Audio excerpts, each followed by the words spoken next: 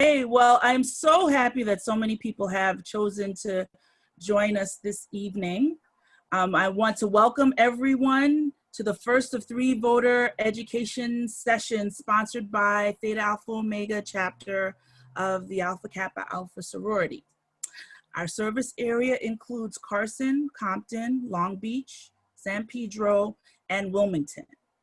My name, for those who don't know, my name is Denise Rice. I am the connection chair for our chapter. I commend everyone on the call for taking your vote seriously. Voting is one of our hard-fought rights as citizens, and being informed about everything on the ballot is exercising that right responsibly. So I hope you brought your pen and paper. As I turn the program over to the League of Women Voters Long Beach area, as they provide some important information on each of the propositions on the ballot this year.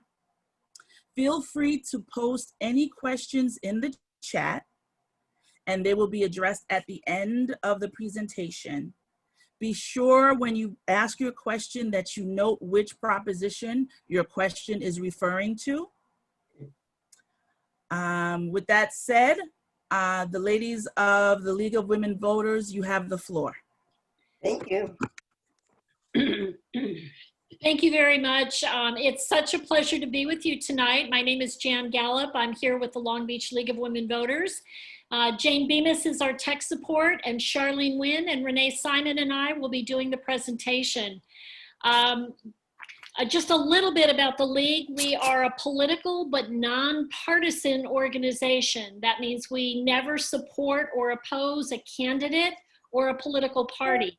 We do have an action agenda where we study and activate around particular issues.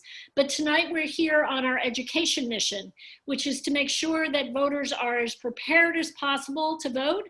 They know when to vote, how to vote, where to vote. All of that kind of thing goes into our education mission. I am obliged to read the following just as a precaution. Recordings of this event, whether they be in person or of a computer screen, may not be used without the express written approval of the League of Women Voters. The League will only allow audio video of this event to be broadcast in its entirety. Okay, we're going to do each of the ballot measures in order. And just a note as we begin, we're going to talk about what people who oppose or what people who support say. We do not, that is not a statement that those things are necessarily true. It's only what people have been writing down about what they support or oppose about the proposition. Sometimes what they say is kind of hard to say with a straight face. So just be forewarned. Okay. I'm going to start with ballot measure 14. This is a bond measure, which means it's all about money, and it's to continue research on using stem cells in the medical treatment of a variety of disorders. Prop 14 would authorize $5.5 billion in state general obligation funds for things like research, education, facility construction, and so on in stem cell research specifically. Within that, it will dedicate $1.5 billion of that money to diseases such as Alzheimer's, Parkinson's, stroke, epilepsy, central nervous system disorders. A little bit of background. A previous measure, Prop 71, was passed way back in 2004. At that time, stem cell research was controversial, and that measure was seen as a way to establish the right to do this research in California. It authorized $3 billion in bonds, established a governing board and an oversight committee. Most of that money has been used, and just under half of that money went to UC schools and other public entities, and about 30% went to private nonprofits. Total cost of bonds, $5.5 billion in bonds over 30 years. Is $7.8 billion. So you're actually authorizing $7.8 billion in dollars. There could be additional costs to Medi-Cal if new treatments for diseases are found. There's no way to estimate those costs. So people who support Proposition 14 say there have been 92 FDA-approved clinical trials and 2,900 medical discoveries so far, supported by over 70 patient advocate groups. And there are additional measures for accountability and efficiency have been added to the proposition to strengthen the control over the money. People who oppose Prop 14 say, we can't afford to waste billions during an economic crisis. Only a few federally approved therapies have resulted so far, and the bureaucracy has serious problems, and this proposition was never meant to be a permanent funding source. Those who are for this proposition include the American Association for Cancer Research, the American Diabetes Association, and the Department of Medicine at Stanford. Those against, the people signing the arguments against were 2 doctors. Money's always an issue. Money as of September 19th, 9.529 million for, 0 opposed. Donors for, the Robert N. Klein Financial Corporation, 4.6 million. A man by the name of Dagmar Dolby died, and the Diabetes Foundation, 1.75 million, and others. So a yes vote on 14 will authorize 5.5 billion in state general obligation funds for research, education, and so on in stem cell research. A no vote means no additional funds. We're moving on now to Proposition 15, and that's going to be Charlene. Good evening. Proposition 15 is a constitutional amendment changing the tax on commercial and industrial properties to be assessed on the property's market value instead of purchase price. So Prop 15 will apply to commercial and industrial land and buildings based on changing the basis of their tax from original purchase price to current market value. As it is now, the taxable value of land and buildings, including commercial and industrial, is based on the original purchase price, and then each year the taxable value is adjusted by inflation, or up to 2%. 2% is the cap. When the property is sold, its taxable value is reset to its new purchase price. So the taxable value of most land and buildings, commercial land and commercial buildings and industrial, is less than what they could be sold for. This is because the value grows greater than 2% per year, which is the cap on the tax increase. So if passed, Proposition 15 would generally require that commercial and industrial property be reassessed to market value on a periodic basis.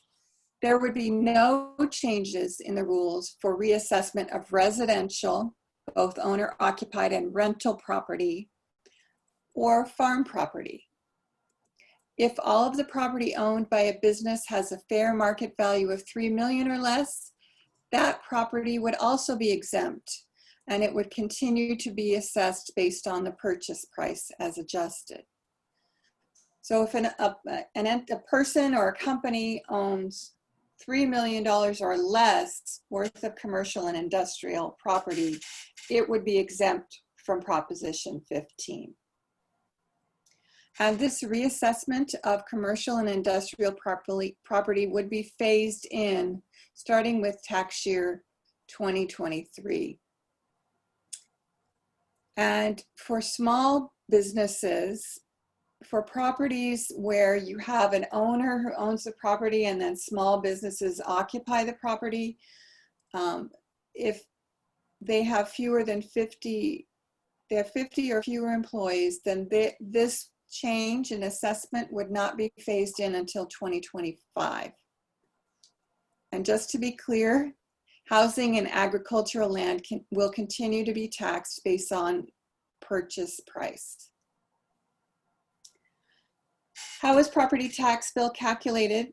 each property owner's annual property tax bill is equal to the taxable value of their property multiplied by their property tax rate. And the typical property owner's tax rate is 1.1%. And that will not change. Even with Prop 15, the taxable value will adjust to the market rate, but the property tax rate will still be 1%. In addition, a business equipment exemption has been added because the definition of property includes not only land and buildings, but also machinery and equipment. And businesses pay property tax on machinery and equipment as well. And so they wrote into Prop 15 a reduction in the taxable value of each business's equipment by $500,000 starting in 2024. And businesses with less than $500,000 of equipment will pay no taxes at all on business equipment, no property taxes. And all property taxes on business equipment are eliminated for California businesses that meet certain rules, like having 50 or fewer employees. So looking at the budget effect, California cities, counties, schools, and special districts collect property taxes from property owners. And those property taxes currently raise about $65 billion each year. And typically 60% of those property taxes goes to cities, counties, and special districts. The other 40% goes to schools and community colleges. The state fiscal analyst has estimated that Measure 15 would generate between $8 billion and $12.5 billion in additional revenue per year. And again, this funding would go to local governments as well as schools and community colleges.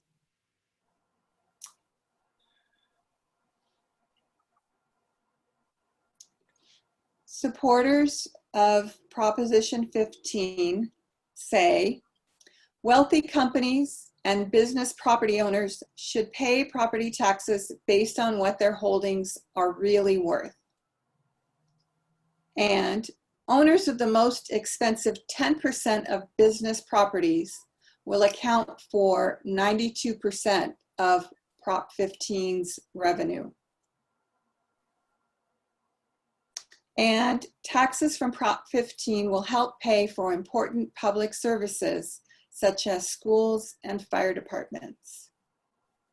Supporters of this proposition include Schools and Communities First, and you may see a lot of advertising with that name on it. Schools and Communities First is what this initiative has been called. And they have raised $42 million in support of Prop 15. The top donors include the California Teachers Association at $11.7 million, the Chan Zuckerberg Advocacy at $7 million, the SEIU at $7 million, and the San Francisco Foundation at $1.3 million. People against Prop 15 say raising taxes will increase the cost of everything that people buy, including food, gas, and healthcare. And Prop 15 will hurt small businesses that are struggling during the current pandemic. People who oppose Proposition 15 have raised $29 million.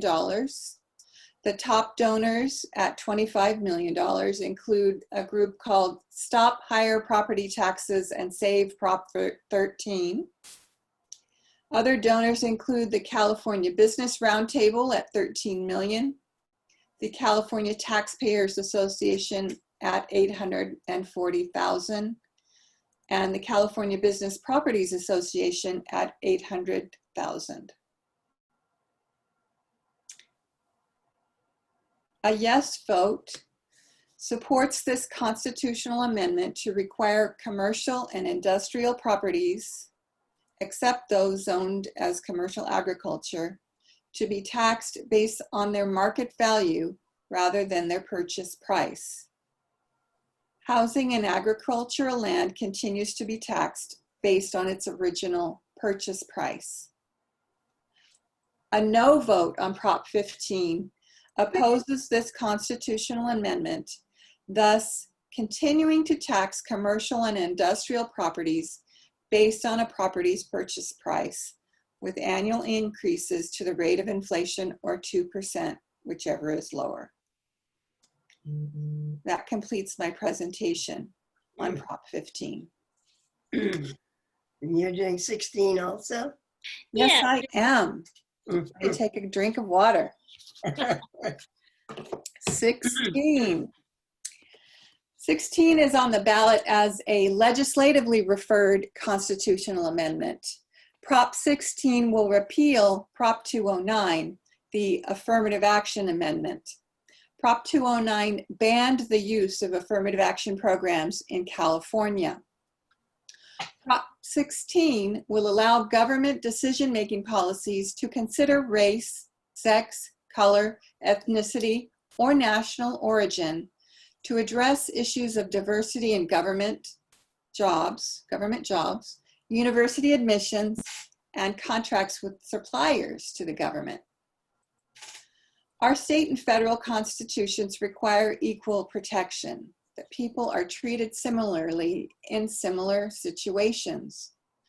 In 1996, California voters banned consideration of race, sex, color, ethnicity, or national origin in public programs.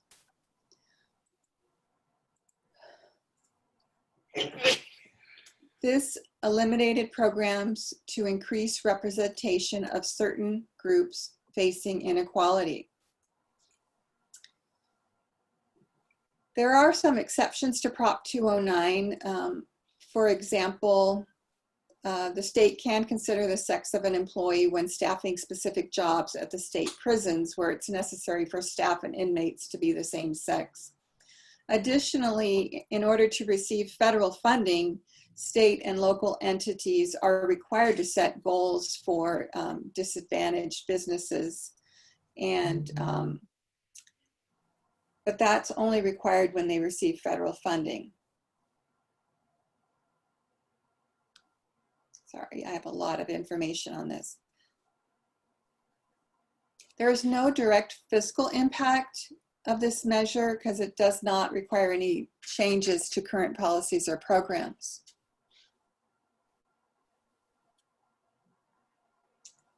I want to make sure I give you lots of good information. People who support Prop 16 say, legislative say that it would help rebuild California by supporting women and women of color who serve disproportionately as caregivers and frontline workers. It would expand access to solid wages, good jobs and quality schools, and better chances to get state contracts. It does not establish quotas. This Prop 16 was sponsored by Assemblymember Shirley Weber, and after a legislative vote that put this proposition on the ballot. And in the Senate, the vote was 30 to 10 in favor of putting this on the ballot, and 60 to 14 in the Assembly. Those entities who are in favor of Prop 16 include the California League of Women Voters, the Mexican American Legal Defense Fund, the Equal Justice Society, plus a host of state, local, and national lawmakers. Those supporters have raised $12.5 million so far, with $5.5 million coming from N. Quinn Delaney and $1.5 million coming from the Kaiser Foundation Health Plan and $1 million from Patty Quillen. People who oppose Prop 16 say Repeal is a step backwards. We need to help those who really need it, not based on characteristics. And give taxpayers a break. Affirmative action programs maintained costly bureaucracies and required preferential treatment based on, say, sex, race, etc. Those against include the Californians for Equal Rights, a professor of law, a former Californian Constitution Revision Commissioner, plus a few state and local officials. Also against includes the American Civil Rights Institute and the Chinese American Civic Action Alliance. The opposition has raised $961,000, mostly from Ward Connerly, who led the Prop 209 campaign in 1996. So a yes vote on Prop 16 means state and local entities could consider race, sex, color, ethnicity, and national origin in public education, public employment, and public contracting to the extent allowed under federal and state law. It does not alter other state and federal laws guaranteeing equal protection and prohibiting unlawful discrimination. A no vote on Prop 16 means the current ban on the consideration of race, sex, color, ethnicity, and national origin in public education, public employment, and public contracting would remain in effect. That's my presentation on Prop 16. Okay. Thank you, Charlene. So Renee, you're going to do 17? Yes, I am. Proposition 17 is called Voting Rights for People Who Have Completed Their Prison Term. In 1974, the voters of California voted to reinstate voting rights for prisoners who have completed their penalties in the prison. It also managed to say that they would have to have completed their parole also. Actually, California is only one of 3 states that require that prisoners who are getting their votes back, their voting rights back, have to also complete their parole. Parole can last sometimes a year or more, and what people who are supporting Prop 17 say is that when a person completes the prison sentence, they should be encouraged to re-enter society, and they have a stake, giving a stake in their community. Restoring their voting rights does that. The supporters also say that nearly 50,000 Californians who have completed their prison sentences pay taxes at the local, state, and federal levels. However, they are not able to vote at any level of government. Supporters also say we can't have an elected government that represents all of us when some members of the community are being excluded from our elections and are denied the ability to participate in our democracy.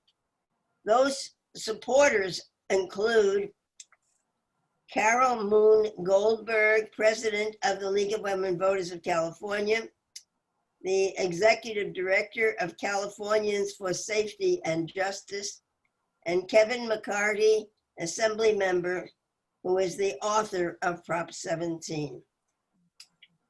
However, there is some opposition also to Prop 17, and the opponents say that it will allow criminals convicted of murder, rape, sexual abuse against children, etc., to vote before completing their sentence, including parole. That's what they say, but I must say that that's not quite true. They will have completed their sentence. They will not have completed parole. The opponents say that offenders released from prison after serving a term for a serious or violent felony are required to complete parole, usually 3 years, as part of their sentence. And the opponents say that crime victims deserve justice. Granting violent criminals the right to vote before the completion of their sentence and parole is not justice. Who are the opponents of Prop 17? The opponents are, or include, the founder of Crime Victims United of California, the chairman of the California Board of Prison Terms, retired, and the vice president of the Election Integrity Project California. There's been no real amount of money contributed in either direction to promote or object to Proposition 17. The supporters also include the ACLU. So if you vote yes on Proposition 17, you would be granting the right to vote to people who have completed their term of their sentence in prison, but have not completed their parole. And of course, if you vote no, when you vote no, things always stay the same. And so if that's what would happen. Jan, you want to go on? Thank you, Renee. And we're back to Charlene for Proposition 18. Yes. Prop 18 will allow 17-year-olds to vote in a primary election or any special election as long as they will be 18 by the time of the general election in November. So 18 other states and the District of Columbia have similar laws, and this is an opportunity to get youth participating in elections earlier. We want their voices to be heard. People who oppose this say that 17-year-olds are not adults. For example, they need extra protections on their licenses and they can't sign contracts. And so they are just too young to take on this responsibility. People for include 2 California Assembly members. People opposed include the Election Integrity Project California and the Howard Jarvis Taxpayer Association and a retired teacher, possibly of 17-year-olds. There's been no money involved in this particular item so far. But basically it would mean kids who turn 17 can vote in a primary election if they will be 18 by the general election in November. That's Prop 18, simple as that. Very good. Thank you, Charlene. Back to Renee. What's that? Here comes somebody. Okay, Proposition 19 is identified as changes in property tax rules. Proposition 19 is one of several measures on the ballot amending the early Proposition 13 that we voted on in 1978. Right now, for people who are 55 or older, or who are severely handicapped, they are given the privilege of being able to sell the current home they're living in, purchase another home, a different home, most of the time in the same county, but transfer to their new home the assessed value, the tax base for the house that they've sold. Usually that's going to be lower than when you buy a new home. What Proposition 19 does is it does several things. One, it adds another category of beneficiaries. in addition to people over 55 or people who are severely handicapped. It adds people who have lost their property because of wildfires or floods. And they would have that same privilege of being able to buy a new home and transfer to the new home the tax base of their original home. But what else does Prop 19 do? Only for people 55 and older or the severely handicapped, it increases from being able to make that transfer presently one time, it increases it to 3 times in a lifetime that they could sell a home and buy a new one and transfer over the lower tax base to the new home. A third thing that Prop 19 does for children or grandchildren who inherit a house that has a lower tax base on it, for them to continue to have that benefit, the heirs to continue to have that benefit, they would have to actually move in and live in that home as their family home, rather than say, take it and rent it or use it in some other way. And finally, what Prop 19 does is it creates 2 new state funds, which would get their money from financial benefits to a county from perhaps the difference in taxes, in the difference in assessed value of property. These 2 funds would provide resources for counties and special districts that might need additional funds to fight wildfires or to get more firefighters and train them. The legislative analyst has said that Proposition 19 overall would increase property tax revenue for local government and for schools, that in the first few years could increase to a few $100 million per year for each of them. Because the measure would probably allow more people to buy and sell homes, it would increase money going to the state and local governments to about tens of millions of dollars. Those are the funds that would go into these wildfire funds. I should add also that the Prop 19 indicates that any new home that you chose to buy could be any place in California, not be restricted to the county in which you have been living.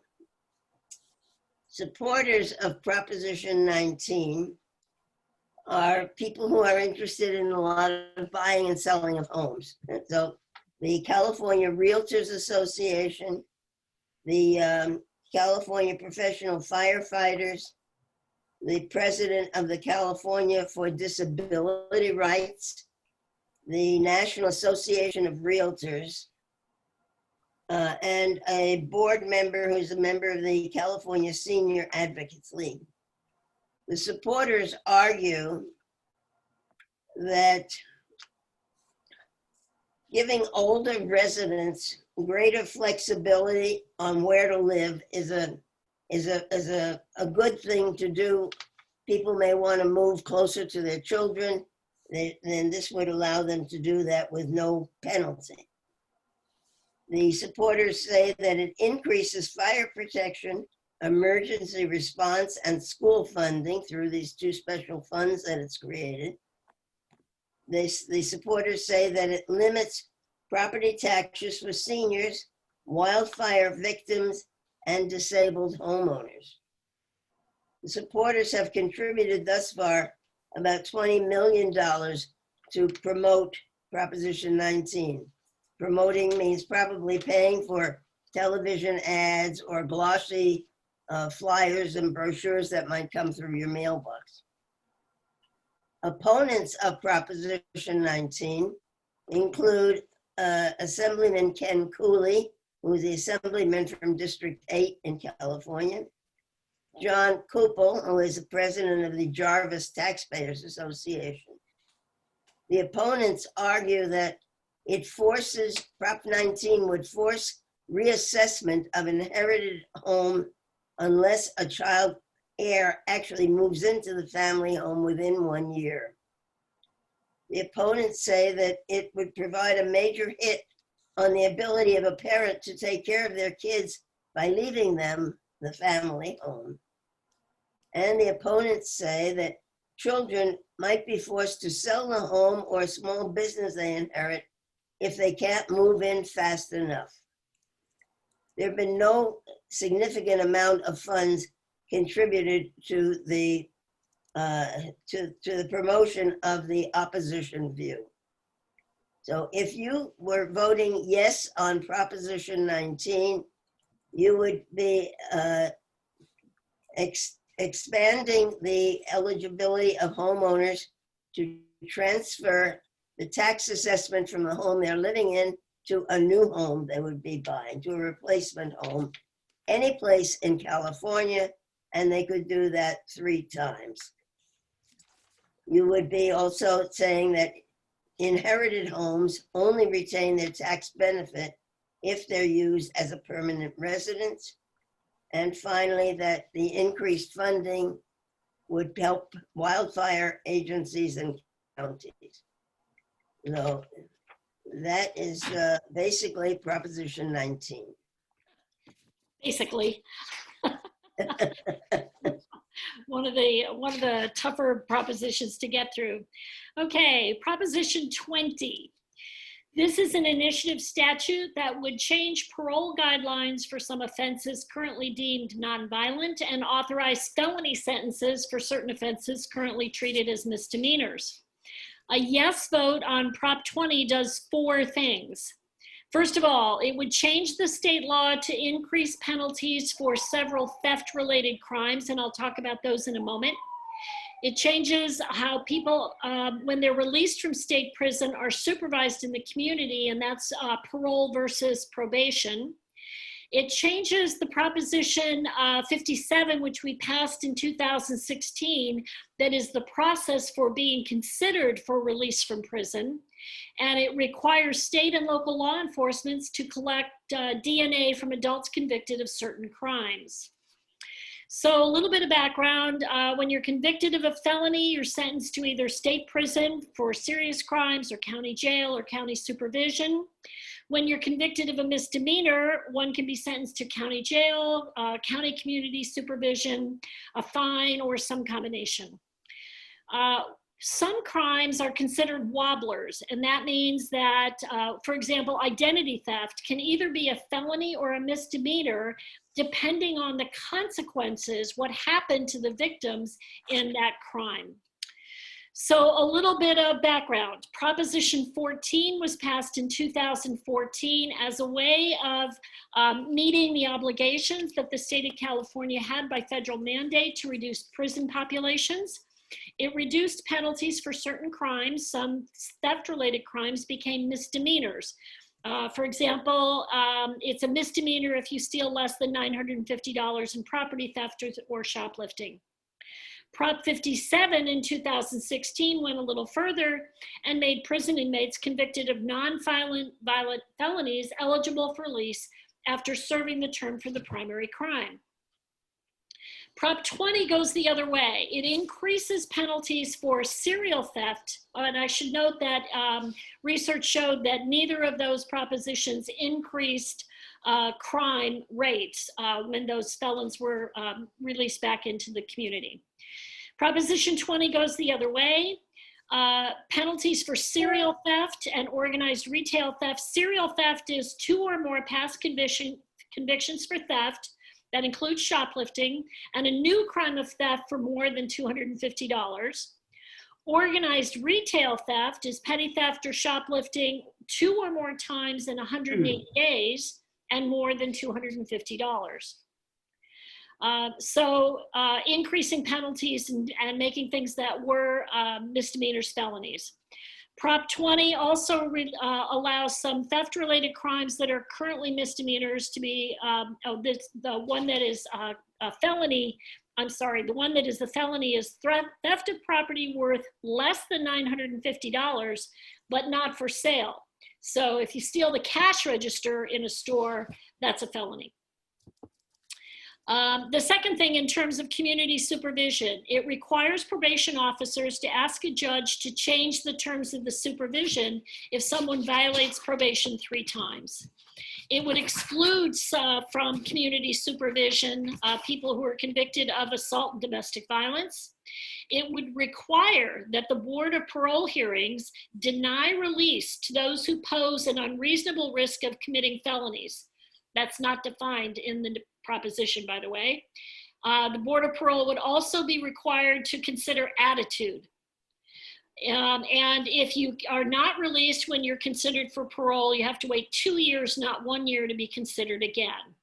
It also requires the Board of Parole hearings to try to locate victims to testify at the hearing. It would require, currently DNA samples are collected from felons, youthful felons, and sex offenders and arsonists. This would collect DNA samples for shoplifting, forging checks, and some domestic violence violations. The fiscal effects, according to legislative analysts, would be hard to determine because it really depends on what the courts decide to do. But it would certainly increase correctional costs and the costs and the level of supervision in the community. It would increase jail times. And there are several thousand people who would be affected and tens of millions of dollars minimum in terms of people who would stay in prison longer or require additional supervision. There would also be additional DNA and analysis costs. People who support Proposition 20 say that there are violent crimes that are not considered violent, such as assault, date rape, and selling children for sex. And currently offenders are released without serving their full term. And it strengthens sanctions against serial theft. People who oppose Proposition 20 say this is a prison scam. California has lengthy and appropriate sentencing for serious and violent crime, that this proposition ignores homelessness and mental illness and housing issues. It's extreme and it takes us backwards. Those signing arguments for include Crime Survivors, Crime Victims Unified, Crime Victims Alliance. Other supporters include some assembly members, the Orange County Board of Supervisors, the Association for LA Deputy Sheriffs, and Albertsons Safeway. Those signing arguments opposed include Crime Survivors for Safety and Justice, the Police Chief of San Diego, and other opponents are Jerry Brown, the SEIU, and the ACLU. The money, in terms of as of September 19th, support was $4.3 million, Yes on 20, Keep California Safe.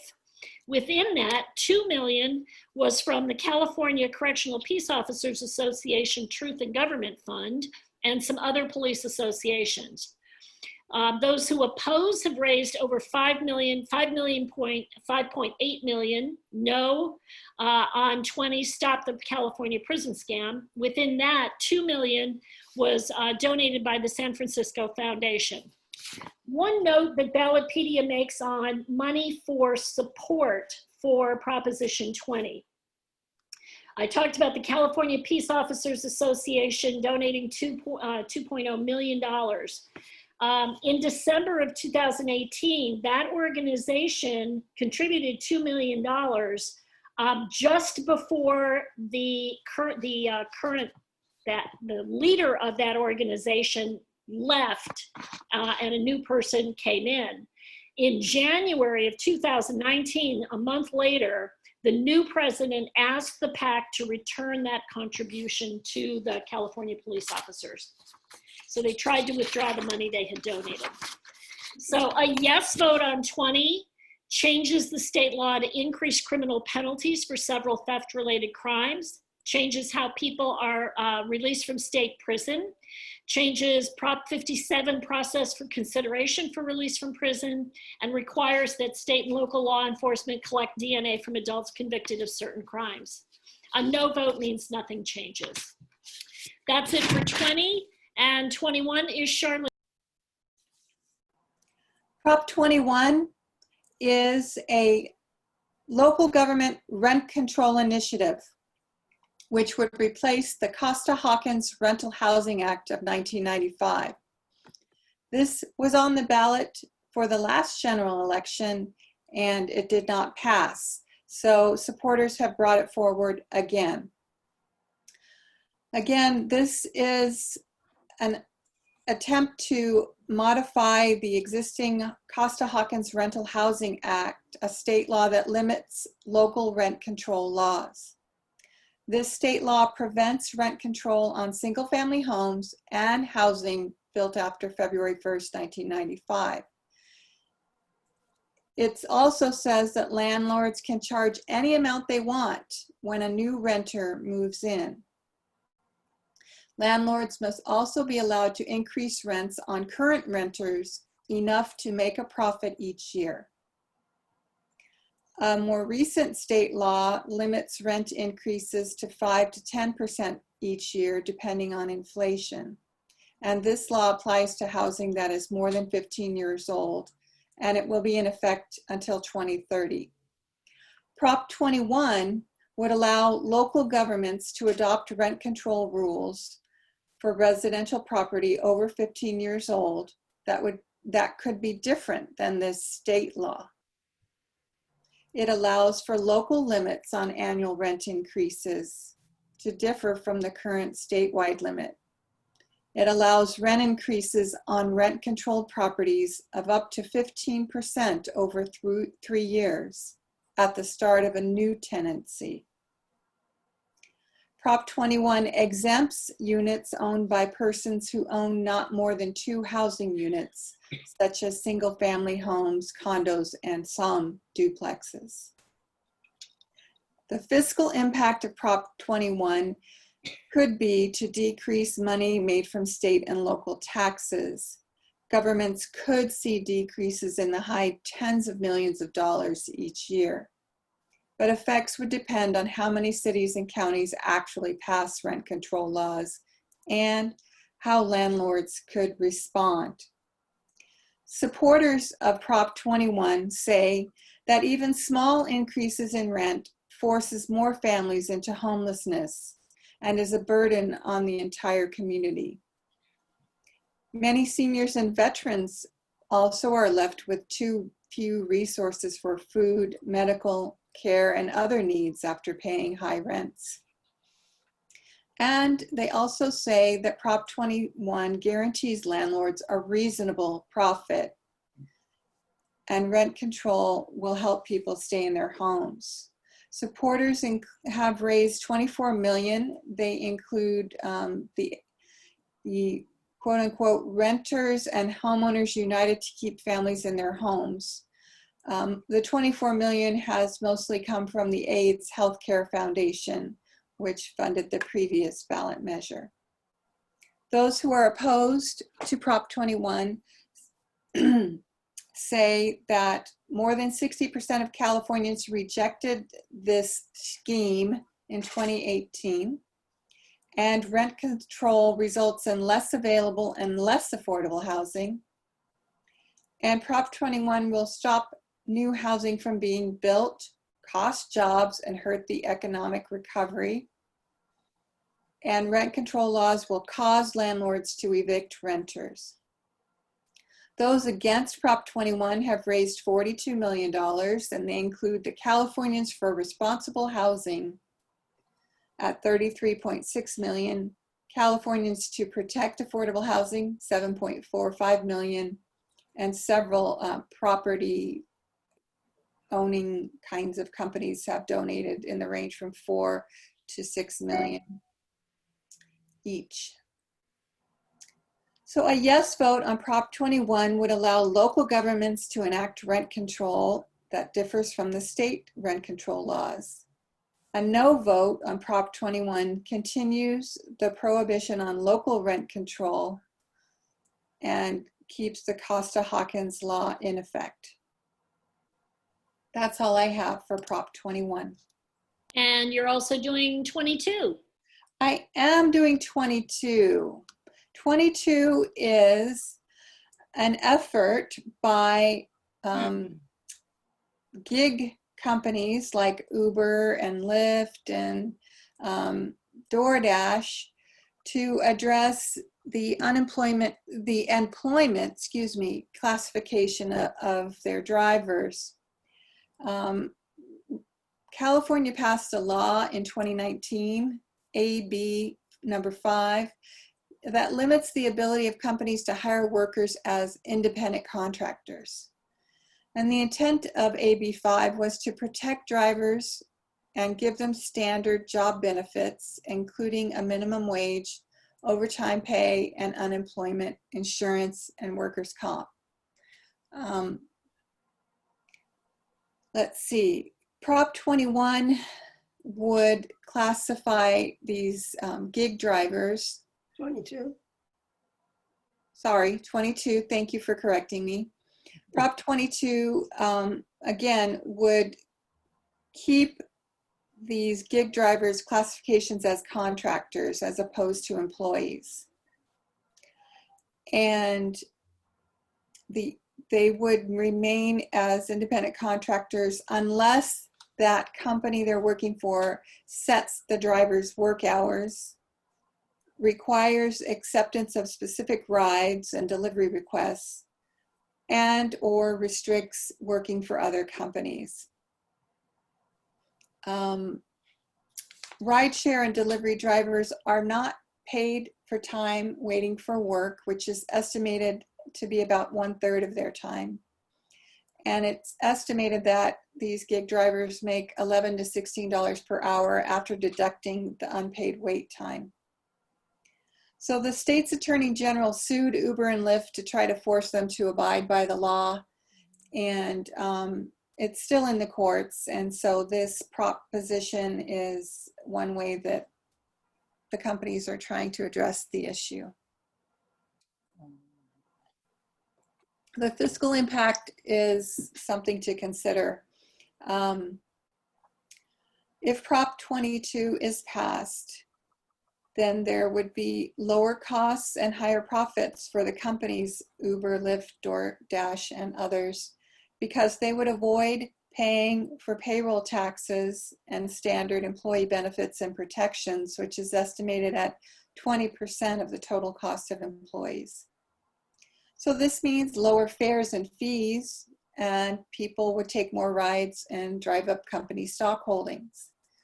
Drivers would pay more income taxes because they would earn more income, but drivers would also continue to be responsible to pay their own payroll taxes, known as self-employment taxes.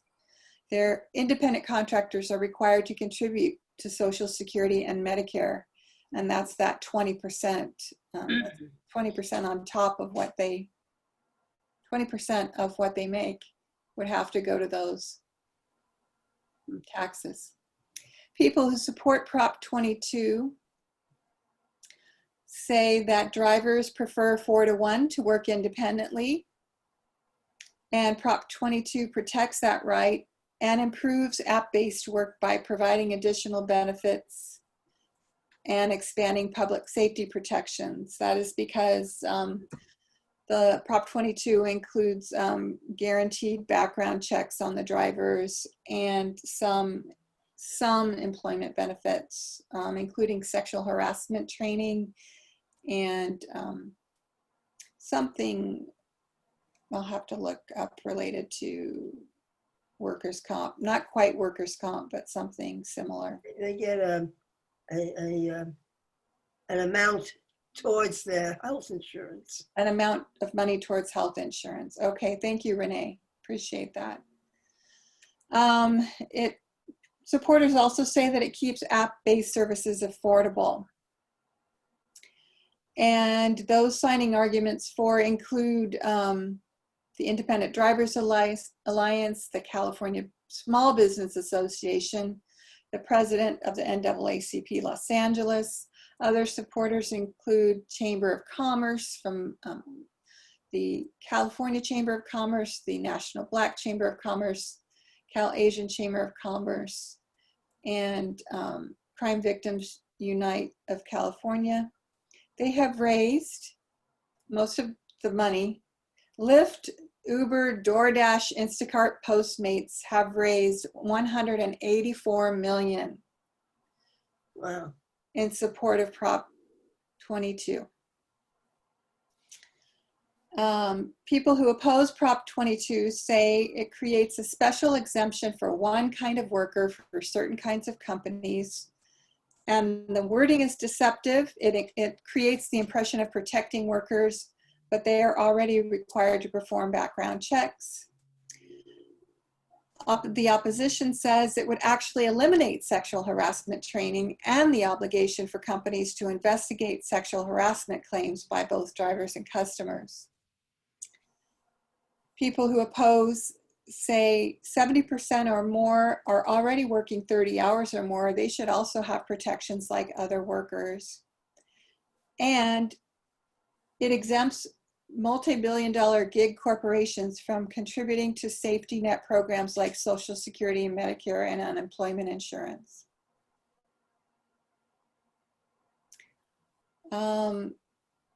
Those who are against Prop 22 include Alvaro Bolognese, an Uber driver, and Norbiz Flint, Executive Director of Black Women for Wellness Project, as well as Kamala Harris, Joe Biden, Anthony Rendon, and the California Labor Federation, and the Transportation Workers Union. The opposition has raised $10.7 million from the Teamsters, the SEIU, and the Food and Commercial Workers and United Food and Commercial Workers West. So a yes vote on Prop 22 means that rideshare drivers and delivery people would remain independent contractors, entitling them to minimum earnings, healthcare subsidies, and vehicle insurance, and a minimum wage of 120% of local minimum wage, and requires companies to pay medical costs and some lost income when injured on the job, prohibits working more than 12 hours in a 24-hour period. And a no vote on Prop 22 means that the law that passed, AB 5, continues to classify Uber, Lyft, DoorDash, etc. as employees. That's Prop 22. Thank you, Charlene. Just so you know, folks, we've got 5 to go. A couple of them are kind of dense. Some of them are very straightforward. So Renee, you're going to take us through 23.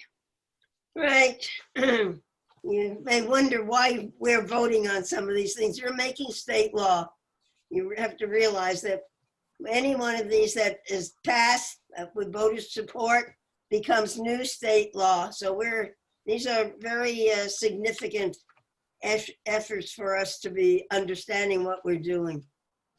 Proposition 23 is called kidney dialysis clinics. That's nice and very clear.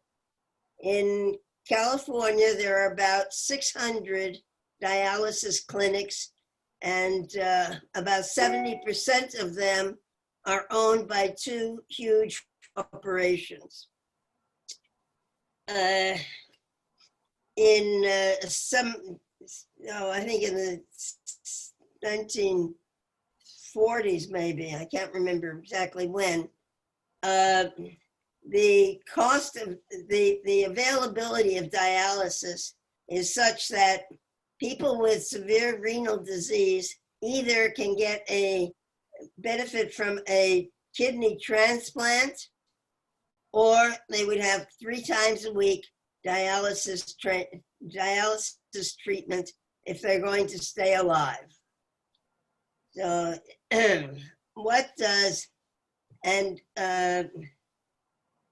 Prop 23 makes some changes to how what these dialysis clinics can and cannot do.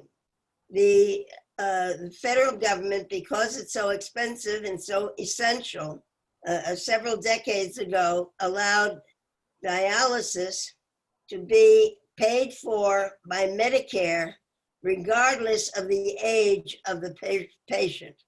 So where Medicare ordinarily is only for people over 65, for dialysis, the Medicare will pick up the cost of all dialysis treatments for anybody.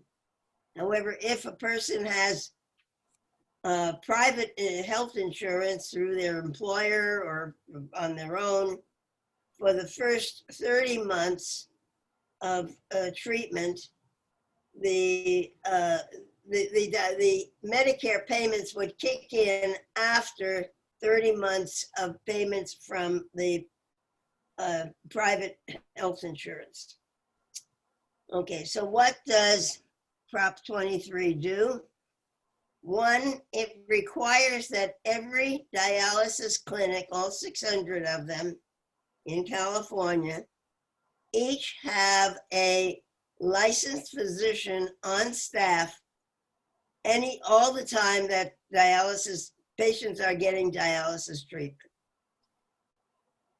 And however, it provides that if there's a shortage of doctors, then the State Department of Health can give the clinic a 1-year opportunity to use, instead of a physician, a physician's assistant in its place.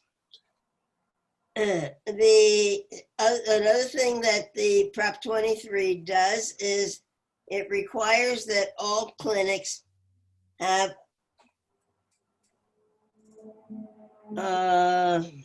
it requires that clinics report any dialysis-related infections to state and federal agencies, which they're required to do at the present time.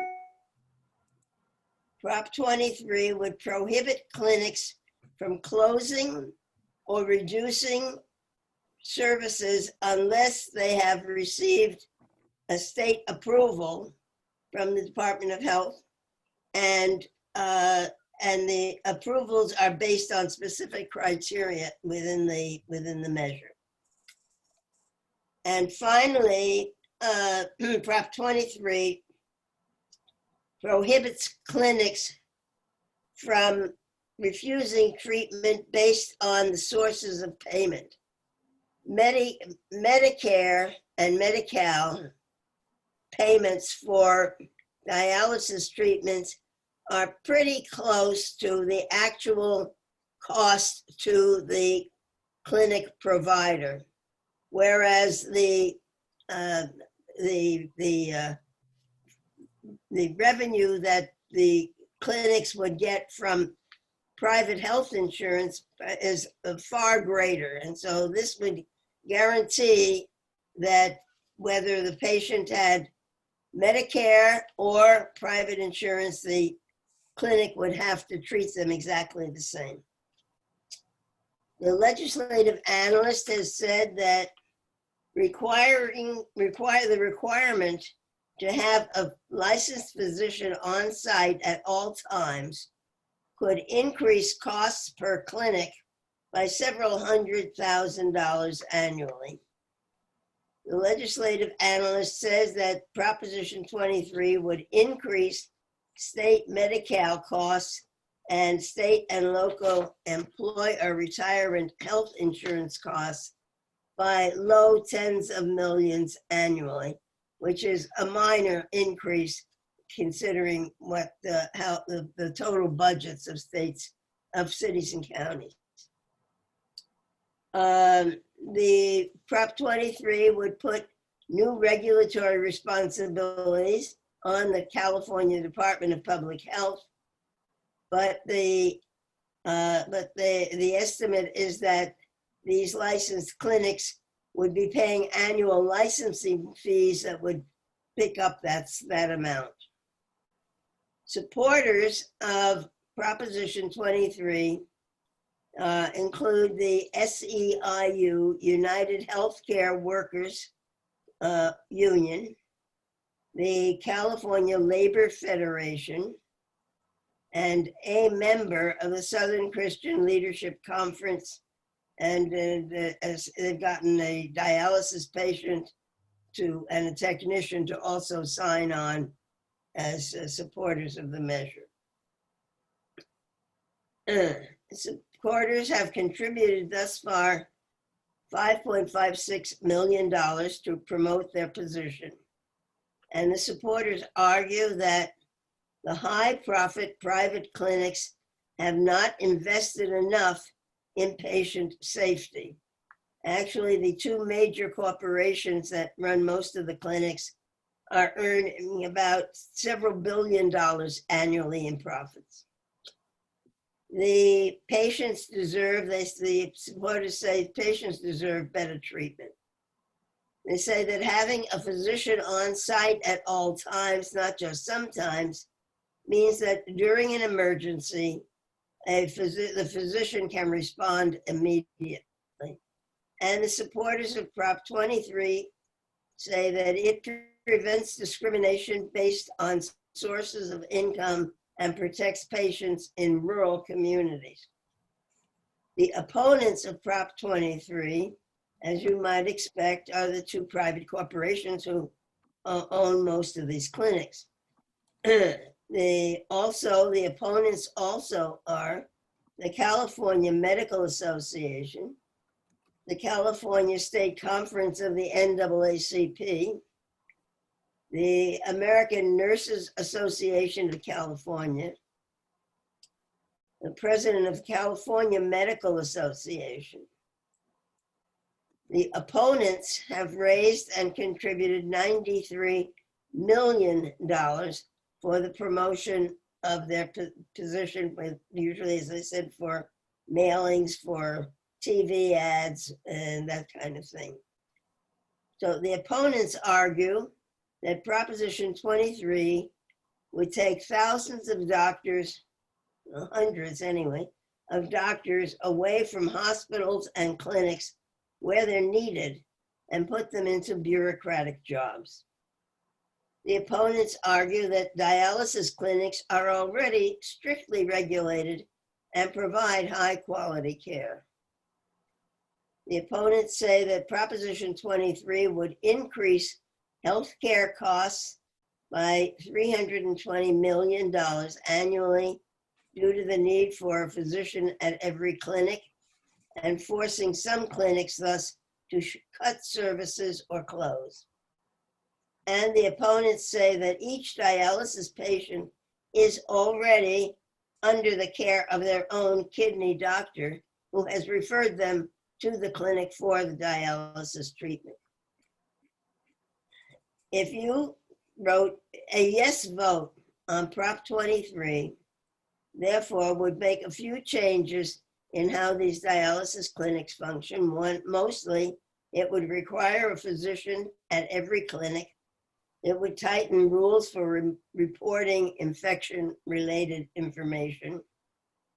And it would require state permission to close or reduce services. So that's what would happen if you vote yes. If you vote no, the clinics continue to operate as they have been. Okay, thank you, Renee. I'm going to do Proposition 24. This is all about consumer privacy laws, and Proposition 24 would change 5 things.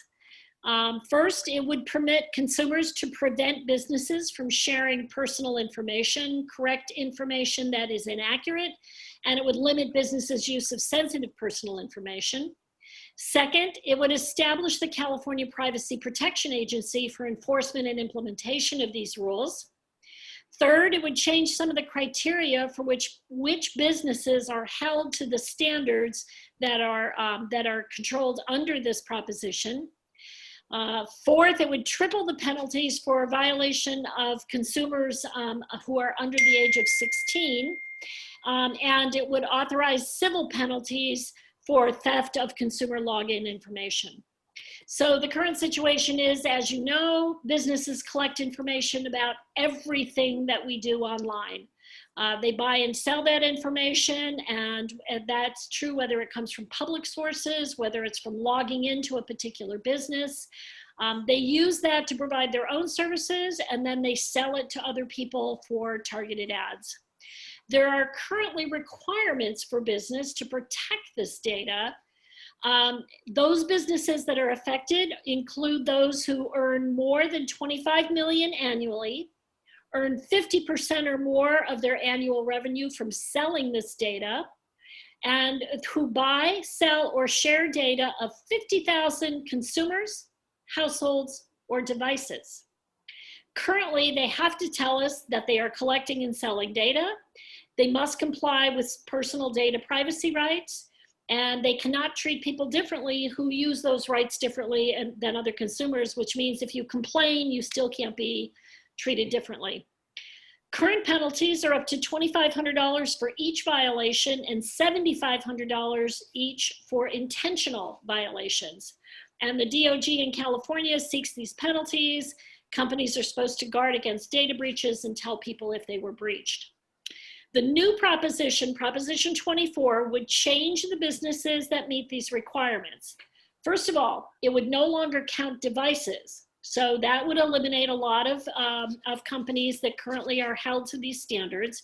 And the annual threshold would go from $50,000 to $100,000, eliminating additional businesses again. It changes the requirements. Businesses have to say how long they must hold personal data, and they can refuse to delete things like student grades under certain circumstances. The new privacy rights would limit sharing of personal data when you request it. It must correct data when you request it, and it limits the use of sensitive data to two things: to provide you with requested services and goods, or to fulfill their key business purposes like customer service. It changes penalties. Violations of minors would go from $2,500 to $7,500 each. It would eliminate the ability, right now, a lot of businesses eliminate any of the penalties if they are accused of something and fix it within 30 days, and it would eliminate that loophole. Data breaches of emails and passwords are now subject to penalties, and those would also be, that loophole of correcting it within 30 days would also be eliminated. It creates a new state enforcement agency, so some of the DOJ's responsibilities would go over to this new agency, but the DOJ would still prosecute. The fiscal effects, according to the legislative analysts, it really depends on how businesses respond. There would be increased costs to the state for the new agency, and that's estimated at about $10 million annually. There would be increased costs for both the DOJ and state court workloads possible, because people are now bringing those issues forward and wanting to prosecute them. That's not expected to exceed the low millions of dollars. So people who support Prop 24 say consumers need stronger protections. California enacted the California Consumer Privacy Act in 2018, but industry keeps trying to weaken it. Corporations track us and our children constantly and abuse that information, and they don't keep the information safe. And they also say that it makes it harder to weaken privacy laws if this proposition is passed. Those who oppose Proposition 24 say it was written behind closed doors with input from the giant tech companies. They say that the biggest winners will be the social media platforms, big tech, and credit reporting organizations. They say it's asking you to pay for privacy. And it also points out that you would have to send paperwork requesting these rights to every single individual company in order to get full protection. So those signing arguments for include Common Sense Media, the California NAACP, Californians for Consumer Privacy, and also other supporters are Consumer Watchdog, and a guy by the name of Alistair McTaggart, who's a real estate developer. Those signing arguments against are Californians for Privacy Now, Consumer Federation of California, labor and civil rights leader Dolores Huerta, and the money, as of September 19th, for was 5.4 million. Yes, on 24. Within that was almost all Alistair McTaggart's donations. Against 48,000, but somehow they collected 48,000 and they've spent 108,000. So I'm not sure what's going on there. So a yes vote on Prop 24 is to increase consumers. It would permit consumers to prevent businesses from sharing information. It would establish the California Privacy Protection Agency. It would change some of the criteria. It would triple some of the penalties, and it would authorize civil penalties for theft of consumer login information. A no vote would leave everything the way it is in terms of consumer privacy laws. How are we doing on time, Denise? I'm sorry, yeah, Denise? Yes, we have about 10 minutes. Okay, so Renee's gonna talk really fast about 25, and then I'm gonna sprint through the county measure and J. Those are pretty short. We can get through those pretty quickly. Okay, Okay. thank you. Okay. Thank you, Renee. Proposition 25 is interesting in that all the ballot measures we've been considering have been initiatives, most of them placed on the ballot either by people signing petitions or the legislature. But Prop 25 is a referendum. And so what it says is, what it does is 2 years ago, the state legislature adopted a law, SB 10, to eliminate money bail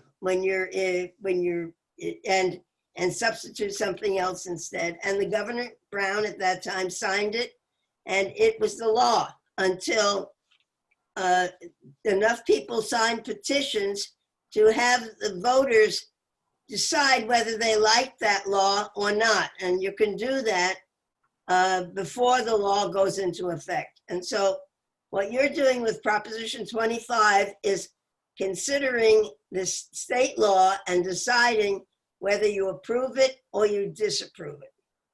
If you approve, if you like the state law, you're going to vote yes. And if you don't want that state law, you're going to vote no. What does the state law do? At the present time, if you are being charged with a crime and you haven't yet had your day in court, but to be sure that you don't skip around, go someplace off to a foreign island someplace and not show up for trial, or that you are maybe might be subject to doing more crime, the state provides that a judge can put a moneyed amount that you would have to put up in order to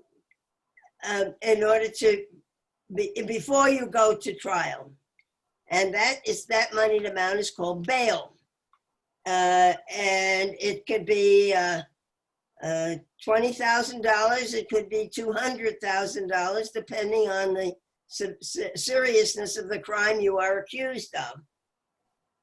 And not a lot of people maybe have 20,000, or even certainly not 200,000. And so we have a whole business of bail bondsmen, people who will put up the money for you and are backed by big insurance companies.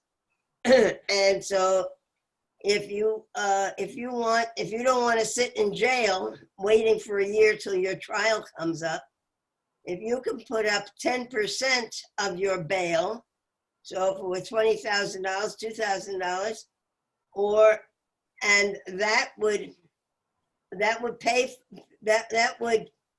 for a bail bondsman to put up the rest and guarantee you're showing up for trial. And the Chief Justice of the California Supreme Court thought that moneyed bail is really pretty unfair, because it really says that if you have a lot of money, you can put up however much the bail is, and you're free to go home, continue your business, be with your family.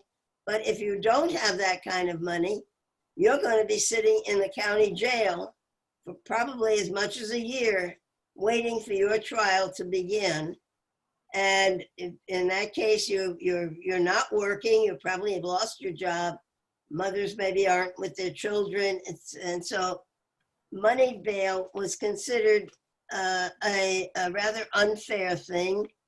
And the legislature passed this law that said they're going to do away with money bail, and instead each superior court would have a commission appointed to help the judge determine whether you are safe to send out and that you would likely come back for your trial and would not likely be committing more crimes.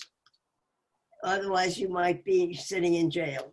So those who support Proposition 25 to maintain, to eliminate money bail, say that money bail is unfair under the current money bail system.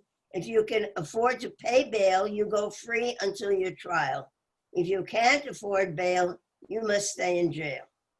The supporters of Prop 25 say also that money bail is costly. Proposition 25 will save taxpayers tens of millions of dollars a year. Under the current system, approximately 46,000 Californians await trial or sentencing in local jails every day because they can't afford money bail. Who are these supporters of Proposition 25 who support the bill, the legislative present law? Let's see, they are Action Now Initiative, the SEIU California State Council, let me see who else are the supporters on here. Well, those are the two major ones, I guess. The opponents, those who want to keep money bail, are, as you might be not surprised, all the people whose businesses are selling bail bonds. And they say that Prop 25 is not a good idea, or the law itself, that it imposes a computer-based system of algorithms to make important criminal justice decisions. And that's so that one of the ways that the judges will have assistance, the judges will have in deciding whether you are a safe bet to send out back home or not, is that you have programs, computer programs that assist the judge in, and other things, but assist the judge in making those decisions. Those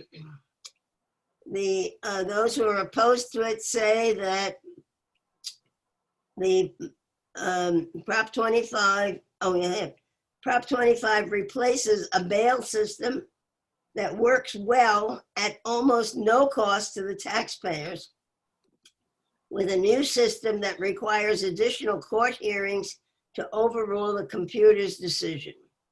And so they say it's much less expensive. It's more expensive to have the, excuse me. Okay. Okay. Those who are those who are supporting are opposed to it, and they said, most of the bail bond companies and the insurance companies that fund them. Those who are supporting Prop 25 say that, let's see, they raised $6.8 million. Those who are opposing, who are the all these insurance companies, excuse me, they've raised $7.7 million. Renee, why don't we have you stop right there? My voice is terrible. If you vote yes on Prop 25, you would be eliminating money bail and substituting the judge and his committee to assist him in determining whether you would have to stay in jail or stay in county jail, or whether you could go free until your trial. It's yours. Thank you so much. Sorry. Denise, we are out of time. What would you like us to do? There was just one question I saw in the chat, and that was in response to prop number 20. Yep. Yeah, I have that one. That was a question about, did the ACLU oppose Proposition 20, the parole guidelines for people coming out of prison? The ACLU did not sign arguments, but they did oppose the measure. I don't have current numbers, but as of June, they had donated $250,000 toward the opposition of Proposition 20.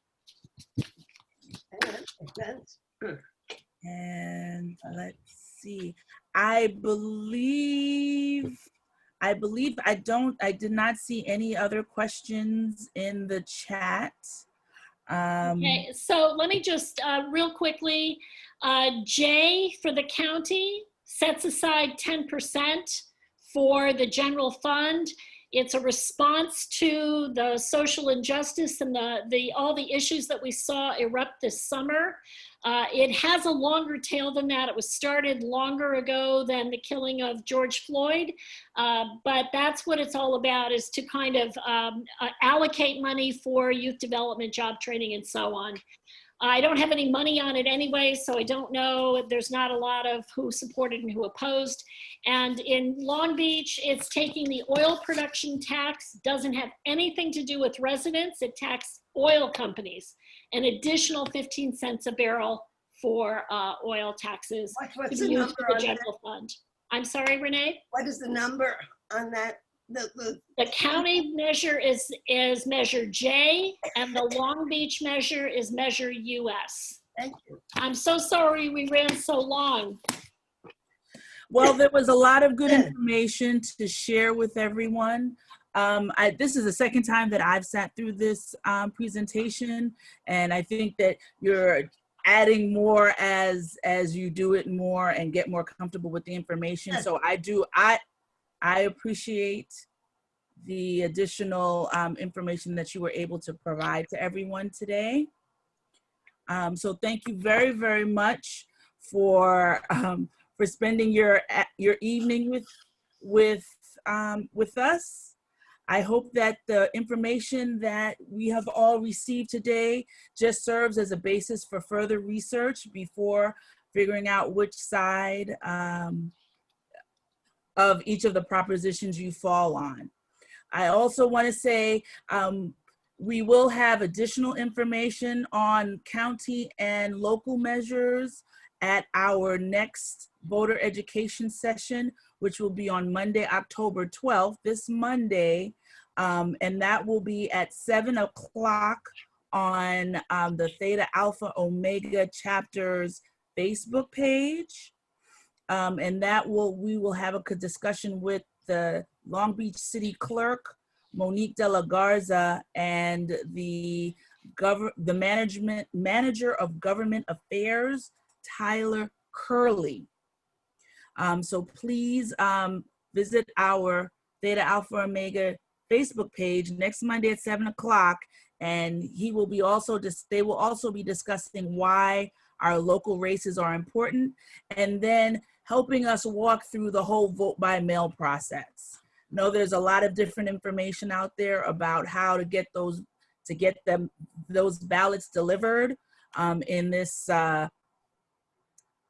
in our time of trying to be safer as we vote.